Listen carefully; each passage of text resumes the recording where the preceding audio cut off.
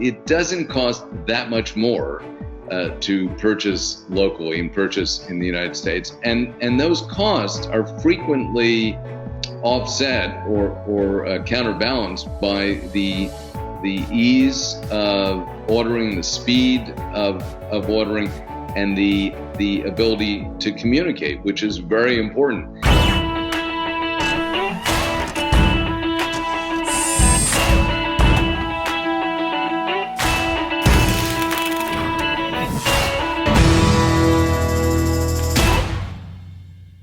Welcome to another exciting episode of the Made in America podcast, COVID-19 edition. I'm Ari Santiago, President, CEO of IT Direct. I'm really excited. I've got a new friend and guest here today, Jeff Mayer, Executive Chairman of the Oasis Charger Corporation. Is going to come on and tell us about what they're doing, how they're getting through the COVID crisis, and I'm really excited to share their exciting and unique story. Jeff, thanks so much for coming on and sharing your experience with the audience today.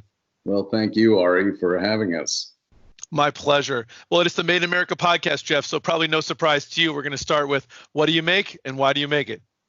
And where do we make it? Yeah. We are manufacturing electric vehicle charging stations. As you probably know, the EV market has taken off in recent years. Some people think that by 2025, the only cars you'll be able to find out there will be electric vehicles, not internal combustion engine vehicles. They're cheaper to maintain. The price is dropping very rapidly, and they'll be competitively priced very soon. And they're very good for the environment. So there's a lot of support from regulators, from states. So you can have EV vehicles, electric vehicles, without chargers, without the plug to keep them going. And of course, all EV owners who are individuals will have home chargers, and those chargers will generally provide a decent charge overnight. If you're a commercial user, a fleet user, there are police departments now that are buying electric vehicles. There are large delivery and logistics companies that are powering their trucks and their vans with battery-powered EVs now. You need to charge those vehicles. And so we produce now a commercial charger, which is the fastest available in the market other than the Tesla charger. And our chargers charge all of the North American, European model cars, as well as with adapters, the Japanese and the Tesla. These chargers are assembled now in two locations, one in Massachusetts and another in Connecticut. We buy a lot of parts from Connecticut-based manufacturers. As you know, Connecticut is a huge manufacturing state, has an enormous aerospace industry. I'm sure you've spent time exploring that, and we have been able to take advantage of some very fine contractors in the state. Now, we also import some of our parts and components, and so it would be inaccurate to say we are made in America. I'd rather say we are manufactured or assembled in America, and not only in America, but up here in New England. That's fantastic. So what got you, Jeff, into the EV charger market? Well, it's an interesting serendipitous journey to this point. For many years, I was in the dirty energy business, the business of natural gas, electricity, oil. I started out as a lawyer to the New York Mercantile Exchange, where oil products are traded in New York. I joined Goldman Sachs and helped start their energy trading division. And I stayed in that market for many years. But then in the 90s, as the energy market started to deregulate, I found myself helping to build some of the early deregulated energy suppliers and build a company which is now known as Constellation, and which at the time of the sale to Constellation it was the largest supplier to the retail market in the country that wasn't owned by a utility. Now it's owned by a utility. That company introduced me to a lot of people in the energy space. And a few years ago, an investment banker reached out to me and said there was a company based right here in Connecticut that was looking to grow, needed to be recapitalized, needed some new financial backing and some entrepreneurial talent. And so he reached out to me. I put together a group of private investors.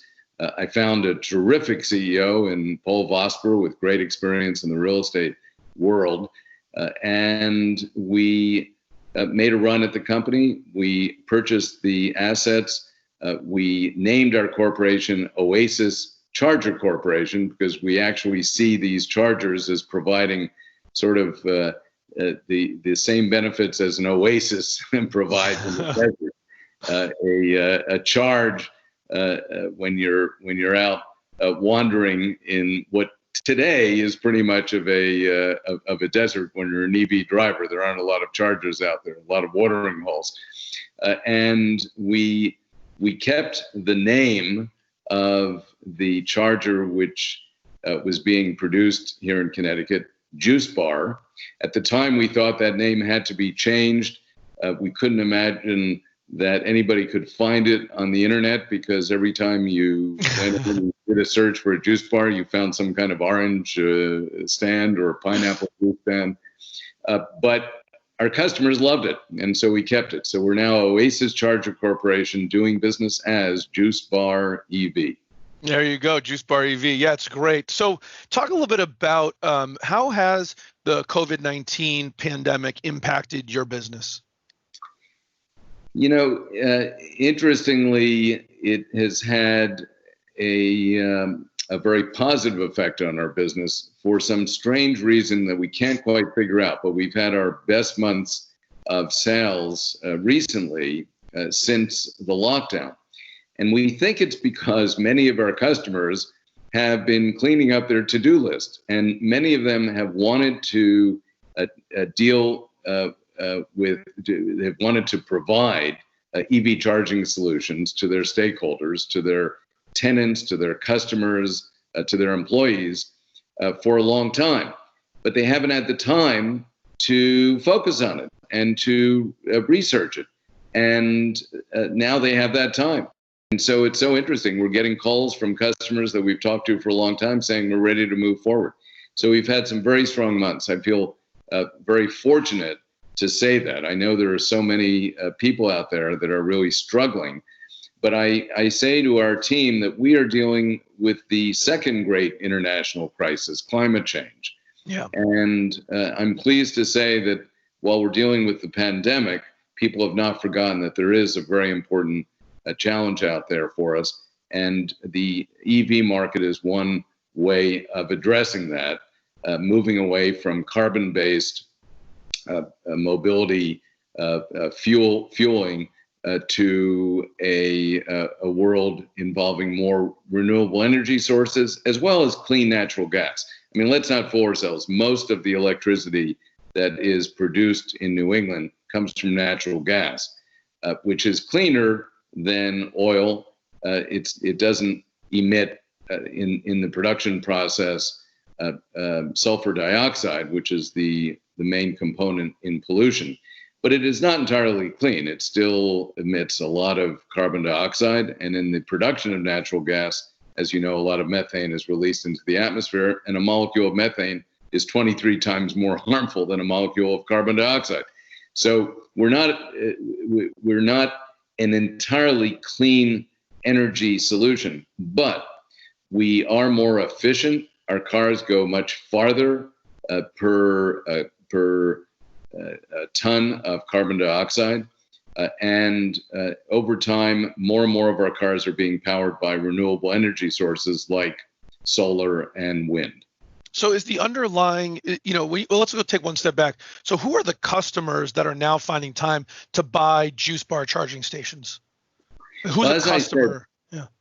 As I said, we are supplying charging stations to commercial property owners right now. We are in the process of designing a mass market charger, which can go into a home garage. And we've been talking to many of the large home builders about that, and we've designed a very nifty charger that people will like seeing when they open the door to their garage. But right now, most of our business all of our business is commercial property owners. And the commercial verticals that we work with are the ones you would expect that would have clients, employees, customers, and tenants that would use electric vehicles. So we are supplying many apartment building users. We're supplying some large retail owners. We have a charger, for example, in the Brookfield Mall down in New York's World Trade Center. So the retail space is very important. We have chargers in hospitals, some of the largest hospitals in the country. We have chargers at university campuses, at Harvard, at MIT, at Stanford. We're also on the Google campus in Northern California, and a lot of large corporates. Some of the large drug companies, for example, surprisingly enough, or for some reason, I shouldn't say it's a surprise, but for some reason they have a lot of EV drivers among their employees. They're very sensitive to the environment, and so we've been supplying a lot of chargers to them. So and then there's one vertical. Yes. Well, I just wanted to say there's one vertical which I think always makes me smile, and that's hotels. Because my wife and I, of course, have been driving an EV for 8 years. And when we go traveling and we need a hotel, we have to find a place where we can charge. So hotels are a great market for us.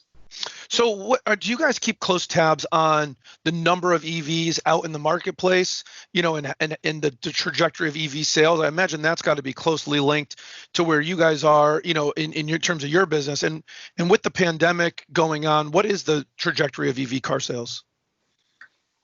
I'm not sure if the pandemic will have an impact long term. In the short term, certainly it has. We've seen that in car sales in general.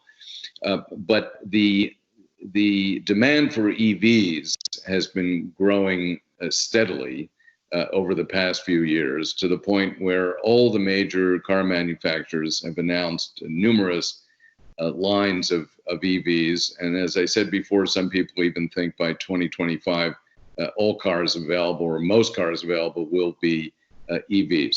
So we see a continued demand for EVs, and that means continued demand for the infrastructure to support EVs, including the charging stations. And we are woefully short on those. Just to go back to EV demand, I saw some interesting statistics the other day that about 50% of drivers in general want to see more infrastructure, because about 35% of drivers reported in one survey that they wanted to make sure their next car was an electric vehicle. Well, with that kind of demand, you can see why there's great concern that the infrastructure has not been keeping up. By contrast, if you look at Norway, there are a couple charging stations for every EV. In this country, there are probably 10 or 20 EVs for every charging station. What about the economics of the charging station, Jeff? So right now I drive my combustible engine car. I've got, a gas station at near every corner. They make money because I buy the gas. EV stations historically, many of them were free. Obviously that seems like a business model, or a model that really isn't sustainable. So what do you see in that regard? Like, what's the future? What does the future look like in a world where 35, 40, or 50% of the cars are EV? Well, it's a good question about the economics, certainly, because you're right. When EVs were first introduced, the charging was provided pretty much as an amenity. Tesla, in fact, made all its chargers free for their early customers. And there are many of those early drivers who are very proud of the fact they've been grandfathered and they can get free charging. There are a lot of public spaces, libraries, municipal parking lots that have provided EV charges for free. So that, of course, means that whoever is buying that EV charger has a cost of $10,000 to deploy that charging station, that giant plug, and they don't have any way of recouping that revenue. It's an amenity, and it's. I'm pleased to say we now have a leasing solution where people can have a charger for about $150 a month, $5 a day, and that certainly is something that they can justify. If you have a hotel, for example, it would take only one overnight stay from somebody like my wife and me to pay for that. But there are a lot of other people that are saying they need to charge for the electricity that's being used. And so there are two basic kinds of charging stations. The level 2, which to get a 200-mile charge might take 9 hours. That's the kind of charger you want to have in your garage for an overnight stay. And then there's the level 3, which is much faster. But that charger is going to cost about 2 or 3 times as much. And so how do people make up for that cost? By charging a fee to the EV driver. So for a slow charger, it might be $2, $3 an hour. But for a fast charger, it could be as much as $15, $20 an hour. And how long would a fast charger take to charge my car? Well, it'll take an hour, but what's more interesting is how much range will it give you? So if you think you want 200 miles of range, if you went to a gas station, you may need 10 gallons of gas for that. Well, 10 gallons at $2 or $3 a gallon, today's prices obviously are a bit lower. You're talking about $20 or $30 to fill up your internal combustion engine and get 200 miles. Well, the cost of an EV is actually less. So generally, for an hour charge, which will give you 200 miles of range, it may only cost you $20. So very competitive from that perspective. Let's talk a little bit about the manufacturing. So you've got a lot of different components, some assembled in Massachusetts, some assembled in Connecticut. Are we using Connecticut manufacturers to make the underlying parts? What percentage of those parts or how much is made here versus imported? It's a good question. About 50 or 60% of our parts are made in Massachusetts and Connecticut. Now, some of the components that go into the manufacturing of the part, aluminum, for example, can come from all over the country or can be imported. We have many different sources. But you asked before about the impact of COVID, and I think it's interesting to note that we, like many manufacturers, had a real wake-up call over the past few months, realizing that our supply chain was materially affected in some ways by our dependence on certain manufacturers. Fortunately, we only had 2 relatively small parts made in China, but those were held up for a couple of months, and those held up our manufacturing. One of them, we were able to find another manufacturer, a terrific injection mold manufacturer in Connecticut, that we now are working with, and we hope to have them replace our Chinese manufacturer at some point. But you can imagine you not only are dependent upon the supply, but you're subject to all sorts of delays, and you have communication problems, and you're worried about scheduling. You can't really rely on promises. We even had one of our manufacturers, who is based in Connecticut, a Mystic, in fact, depend on a shipment of a small item that is used in making one of our components from China. Well, they ordered a shipment. It didn't arrive. They found that it was being held up because the factory was closed for a while. When the factory reopened, the component shipped. What happened? It got stuck in customs in Los Angeles. And so they had to order it again. So these are the sorts of problems that manufacturers are facing. And it's making them think about the importance of having redundancy, of having people that are closer to home, that they can communicate with quickly, that they can visit personally, that they can rely upon. So as you've looked at kind of transitioning some of that stuff to Connecticut, how are you absorbing the cost differential between what you were getting imported from China and what you're now buying here local?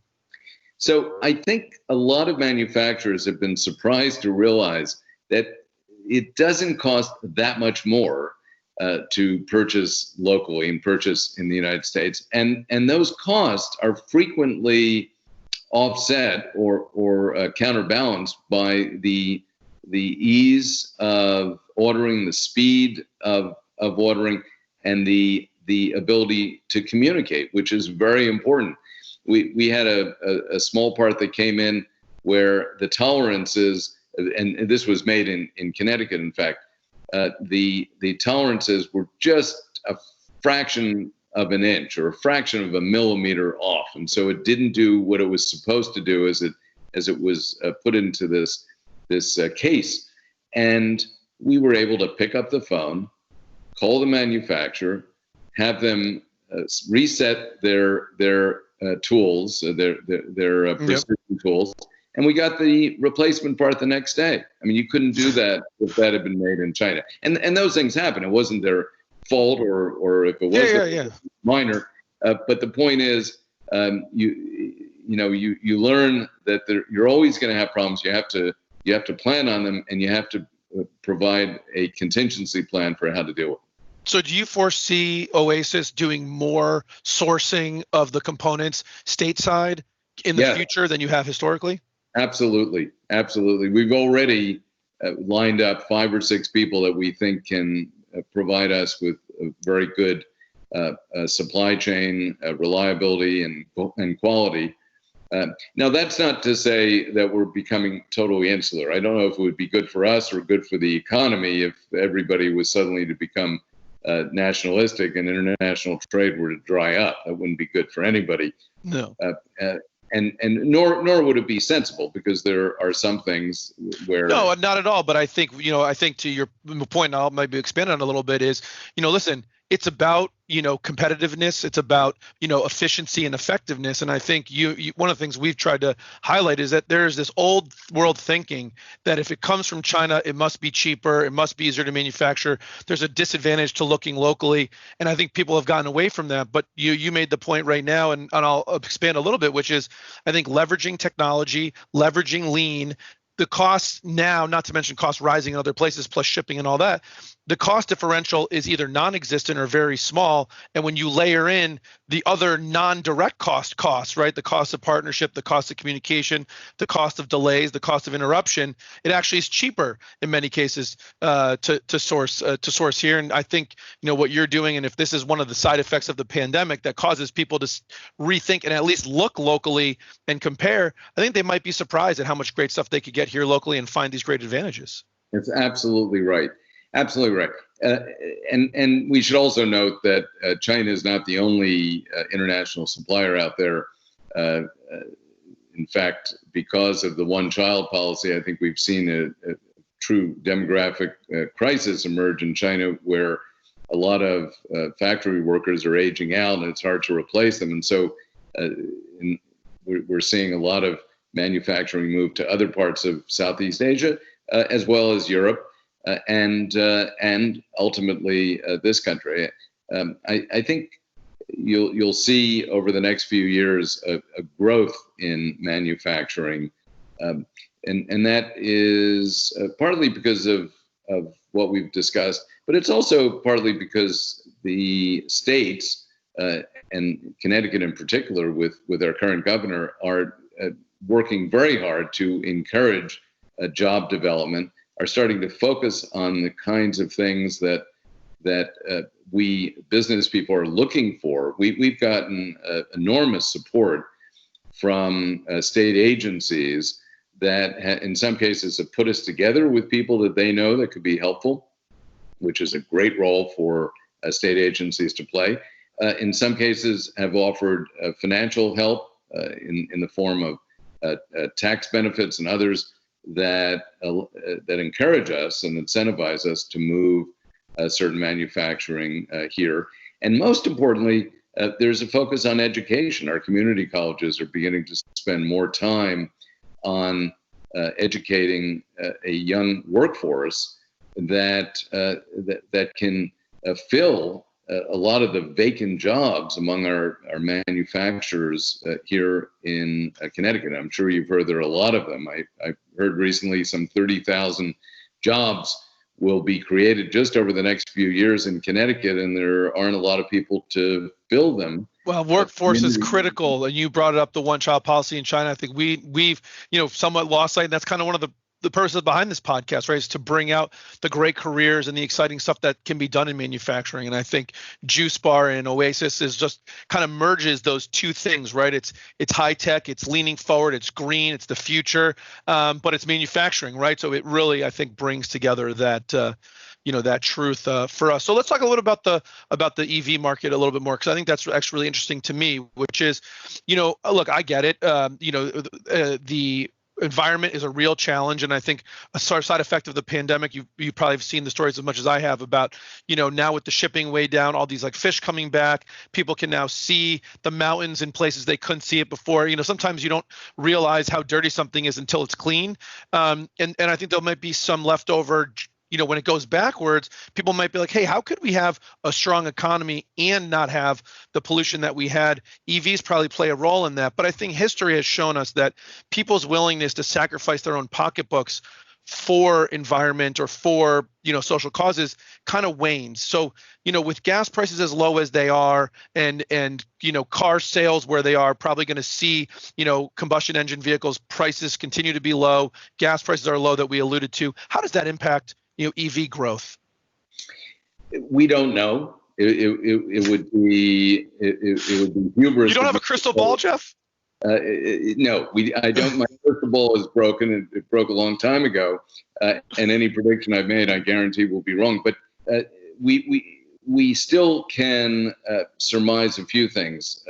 That first of all, EVs may be slightly more expensive, even with some of the tax credits that that the federal government and some states and utilities have offered, tax credits and other incentives.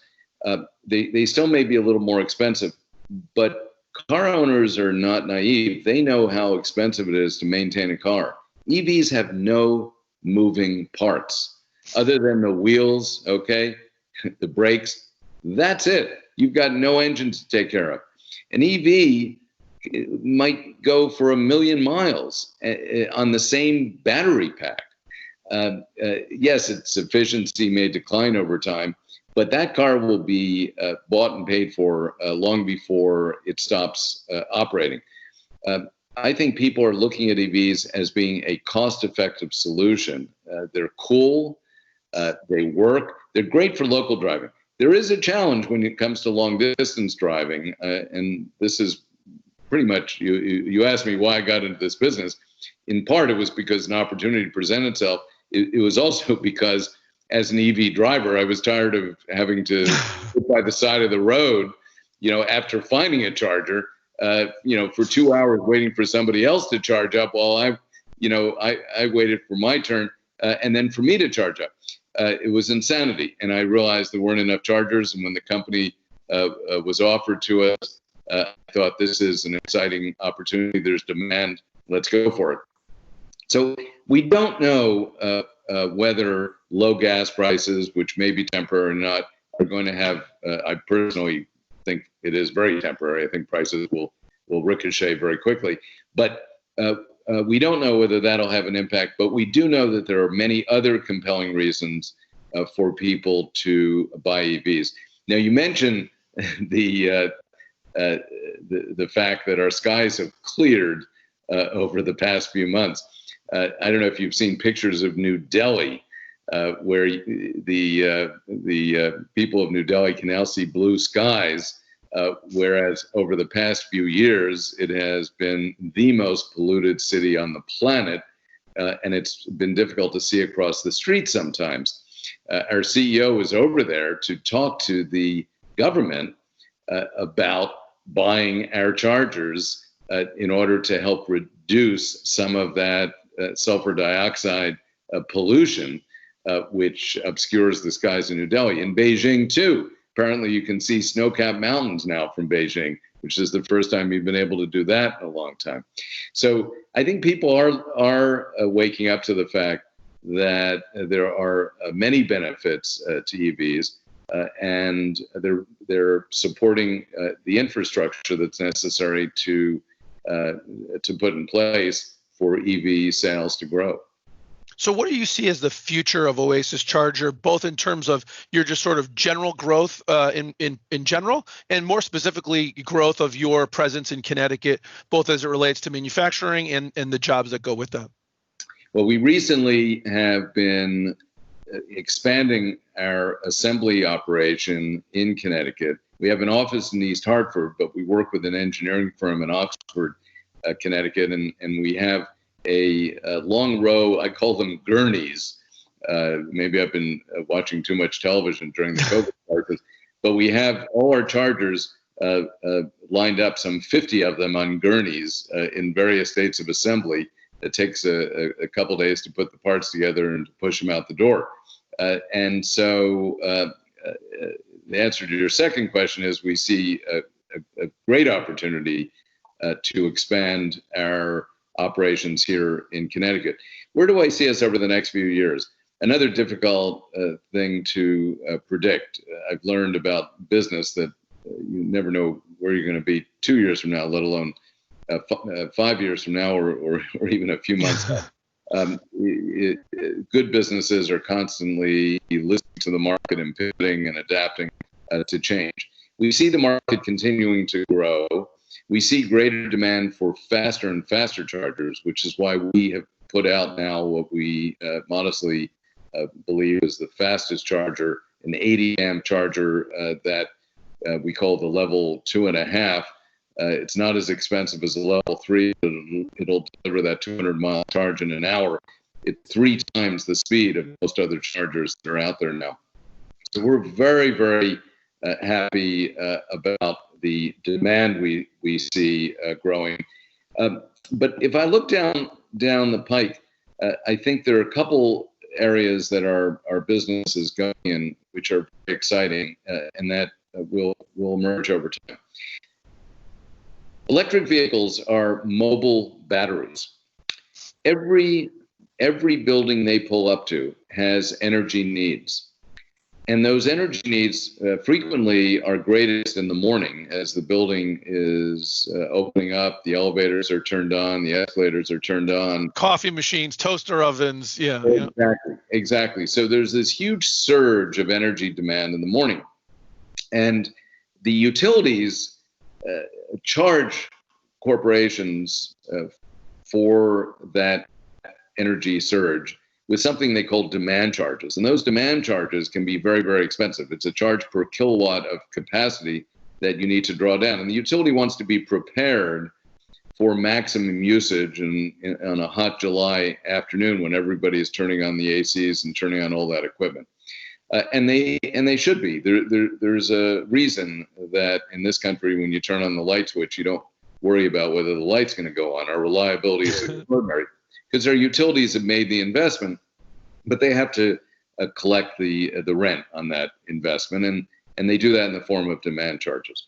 Well, all of those mobile batteries that are driving into the building and into the garage and parking in the morning are all carrying the electricity that they pull down overnight in homes and garages, and they can help deliver that to the utility. This is called vehicle-to-grid technology, and it's actually been pioneered in Europe.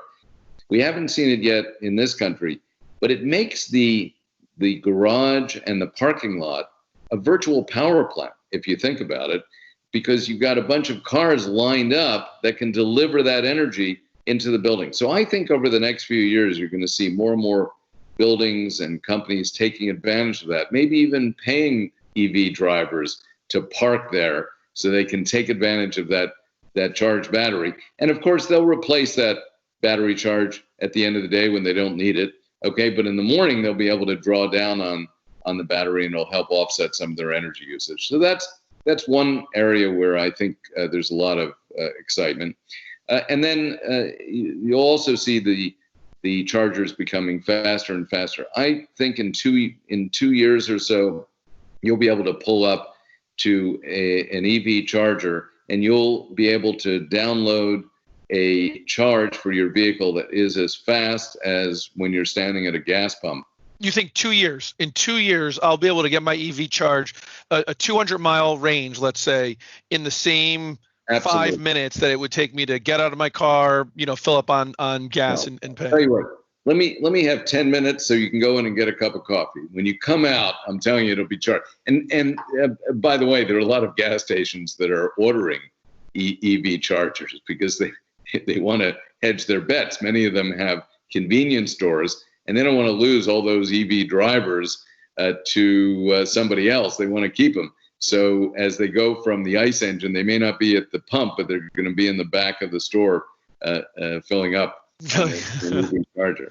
Cup of coffee there while they're doing it. So let me ask you a question. When you guys are looking at the employees that you're looking at here in Connecticut, I got to imagine that you guys must need a high level of engineering talent to be able to constantly look at electrical engineering, software engineers, because an EV charger, right? It's not just an AC plug, right? Something's got to talk to the car, find out where it's at, set the charge in.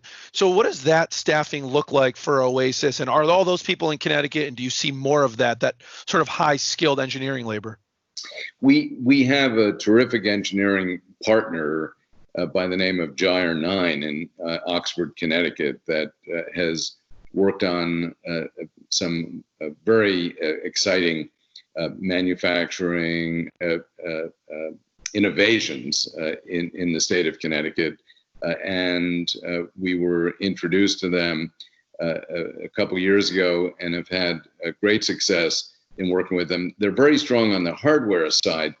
On the software side, we haven't sought so much support because we don't consider ourselves a software company. Some of our competitors have put hundreds of millions of dollars into developing platforms, and it turns out most of them are obsolete. In fact, many of the utilities don't want us to have a proprietary software platform because they want to be flexible when they provide chargers to their clients, or when they encourage people to buy chargers. They want to know that as the networks evolve and change, and the standard pricing protocols that people use change, they want to know that the chargers won't become obsolete. Absolutely. Well, listen, you're investing all the money in the machine, the equipment, the installation. You don't want to keep sending people out to put in new $6,000 chargers every other year. Exactly. And so if they're tied to a proprietary system, that could be a problem. So we chose very early to focus on being a manufacturer of hardware and not of software. And we have a very good partner on the West Coast that has developed the software networking package, and we work with them. So in terms of jobs, personally, I can't tell you that I've seen the software development jobs. On the hardware side, though, we see both demand for sophisticated engineering skills as well as basic assembly skills. And I don't want to suggest these are low-paying jobs. These are very high-paying, very good jobs, very secure jobs, and jobs that will provide training that can be used elsewhere, which I think is very important. A lot of young people today, from millennials to Gen Z, are looking for not just for a paycheck, but also for intellectual stimulation, for feeling a purpose, engagement, career. Absolutely. Exactly. And so it's important that we provide them with that. And I can assure them that, if they came and joined us in Oxford to help us, one day they may be learning how to bend aluminum, but the next day, they're going to be working on trying to figure out how to increase the capacity of our chargers to go from 80 amps to 100 amps or more. So there is a lot of potential here, and I hear that, by the way, from a number of sources in Connecticut. After all, this was it is today one of the largest aerospace manufacturing states, but historically we have had a tremendous amount of innovation and engineering skills going back to Eli Whitney. That's right. That's right. Listen, everything from hand tools to jet engines, guns, and submarines, and everything in between. So, have you guys changed your marketing message or your go-to-market strategy at all in the face of the pandemic? Has any of that changed, or is it just the same playbooks just working even better right now? I don't think we have changed anything with COVID. We certainly are constantly rethinking our message. Our new chargers, for example, which are just going out the door now, which we worked on for a long time, and which I've been very immodest about saying they're the fastest and the safest and the best out there. These chargers, of course, are very appealing to people in all the industry verticals we talked about before. How to reach the decision makers in those verticals is something that we are constantly thinking about. Recently, for example, we developed a series of webinars. Maybe COVID to some extent helped us there because people were home, and we've had just tremendous attendance at our webinars. I mean, I've been amazed at how many people around the country are tuning in, and how many calls we get afterwards with interest in following up. So maybe to that extent, COVID has helped. But we needed to develop those webinars anyway, Good fortune when the situation and the plan come together on their own. Exactly. That doesn't hurt. So just as we start to wrap up, I have a couple quick questions. I think one of the things that's been in the news a lot in recent years, has been some of the challenges with Tesla selling direct EVs, here in Connecticut, among other states, but Connecticut certainly prominently for those of us that live here. Has that had an impact? The inability of Tesla to sell direct, has that really had an impact on the EV market in Connecticut? And do you think that's going to change that posture? Forgive me for saying I don't know, and I don't know. I don't know if it's had an impact, and I don't know if it's going to change. I would suspect change might be more difficult now. If you think about it, I don't think anybody in government is going to want to make it more difficult for the car dealers to open up and compete. So this may not be the best time for Tesla to seek a change in the traditional requirement that cars be sold through dealers. But long term, I suspect that model will have to be reviewed. There are a lot of other EV manufacturers right now that are bringing out models that compete with Tesla and with other EVs that are out there. New companies that are 100% EV, just as Tesla is. And these companies will probably be facing exactly the same kinds of constraints that Tesla did. I'm not sure, actually, whether those constraints have dramatically impacted Tesla sales. As you know, they can still have showrooms, and they have had showrooms. They just can't sell in those showrooms. They're able to answer questions and help people in that way. But I'm afraid. That and to some extent, I'm glad I can't answer that question. I'm in a sector of the business that's growing. I don't need to worry about obstacles like that. That's really terrific. So I mean, look, everything looks going up in the right direction, Jeff, and it sounds like Connecticut's been a great place for you guys to kind of position and grow. Is there anything that you look at ahead that's either a particular challenge from the manufacturing or growth perspective in Connecticut that you feel like needs to be addressed, and then maybe marry with that any terrific opportunities that you're taking advantage of? Yeah. Well, there is one big obstacle. I alluded to it before when I referred to demand charges, the charges that are imposed on a property owner for maintaining enough capacity on the grid. And EV chargers, when they are used, can draw a lot of power within a given hour. And property owners could be hit with substantial fees for that additional power draw. This is unfortunate because if you think about it, the utility benefits from having the EVs drawing overnight in many cases, using off-peak power and not on-peak power. They benefit from the increased revenues that they're getting from the EV market. After all, the utilities are replacing the oil companies as the primary sources of the fuel for mobility, right. Which is a several billion-dollar market opportunity for them.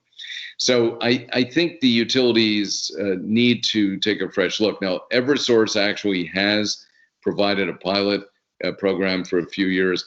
But if somebody's going to buy an EV, they need a little more security. They need to know that those demand charges will not bite them a few years down the road if Eversource changes its mind. So I think— Is that a Connecticut issue or a power grid issue writ large? It's an issue in every utility territory in the country. There are some utility territories that have taken steps to reduce, mitigate, or eliminate the demand charges for EV chargers.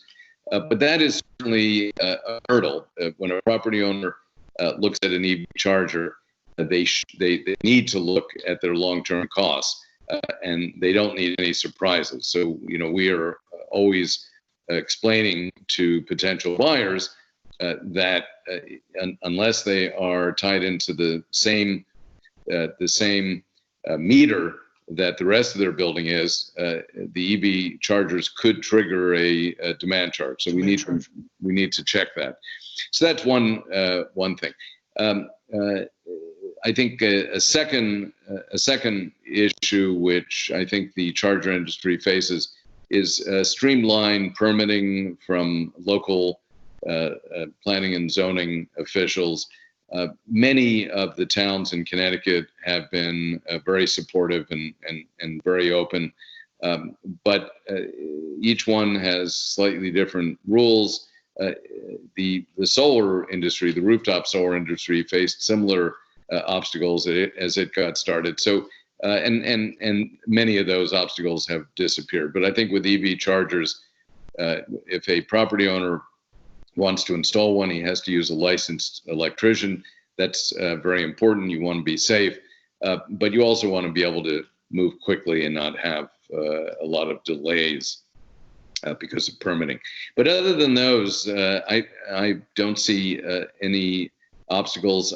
We've been delighted with how supportive Eversource has been, the largest utility in Connecticut.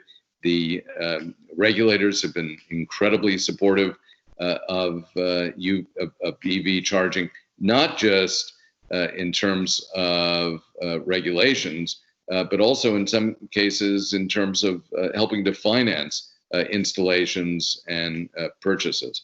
So we are fortunate to be in this state, but this is happening all over the country. I shouldn't make it sound like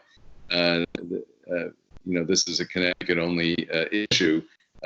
We, as an industry, the EV industry has to work with the utilities and find common ground and work to cooperate to solve some of these issues. Well, it is not a small change, Jeff. As I'm sure you know better than most, how big the car market is, how much is dependent on gas stations and auto body shops. It's a sea change, right? Going from one mode of mobility, right, from the horse to the combustion. And if we go combustion to battery, I suspect it'll be a very similar change. Actually, I have to correct you there. It was the horse to the EV and then the EV to the internal combustion engine. Believe it or not, EVs are, 120-year-old technology. And it was really a very strange quirk of history that led to the internal combustion engine instead of electric vehicles. So there you go. So maybe what's old is new again, and there we go. Exactly. I wouldn't suggest starting a buggy whip manufacturer now in Connecticut, but No, I think those days are over. Well, Jeff, listen, thank you so much for coming on. I really appreciate your time and your reviews. It's always exciting to have some new products, and listen, you alluded to it before. Connecticut has been historically a leader in innovation and manufacturing and product lines. The EVs are certainly the future, and it's exciting to know that we're innovating in that market, and that tradition continues. And again, like I said, what's old is new again.